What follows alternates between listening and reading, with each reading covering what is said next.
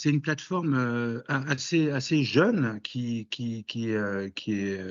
existe, enfin qui compte je crois une centaine de cinémas partenaires. Enfin, c'est eux qui sont venus nous voir. Ça s'appelle Ozak et donc en fait, vous pouvez acheter des billets à tarif réduit pour certaines de nos séances, alors pas toutes, hein, mais on réserve un certain nombre de sièges, par séance pour les clients d'Ozak et en gros, nous, ça nous permet, enfin, j'ai trouvé ça intéressant parce que, outre le fait de proposer des bons plans aux spectateurs, sachant que les bons plans, il y en a avec notre partenaire Leclerc, quand vous faites vos courses, vous pouvez acheter des places à 2 € moins, 2,50 € de moins.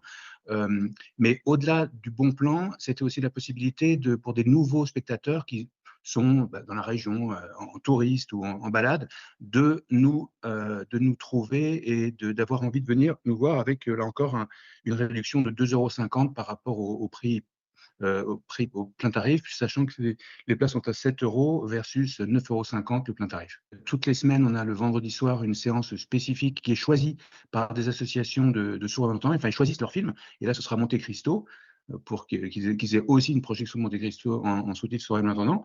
Et puis évidemment, ce qui fait l'une des spécificités, l'une des fiertés de notre cinéma, c'est les séances cultes et classiques. Je rappelle ce que c'est. Tous les premiers lundis de chaque mois, on passe un film classique du cinéma français ou mondial, hein. Le prochain, cette semaine, on a eu Les Diaboliques de Georges Clouzot, mais on aura par exemple en octobre La Guerre des boutons pendant les vacances scolaires. On aura aussi Le Dictateur au mois de novembre.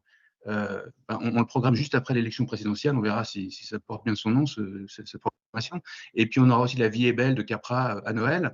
Pour les cultes, là aussi, c'est quelque chose qui fait un peu notre identité, puisque c'est des films qui sont années 90, 80, 90, 2000, et qui sont précédés d'un avant-programme en 35 mm, en film, en pellicule, où on passe des films-annonces et des publicités de l'époque du film culte. Donc le prochain film culte, ce sera le 14 septembre, ce sera Amélie Poulain.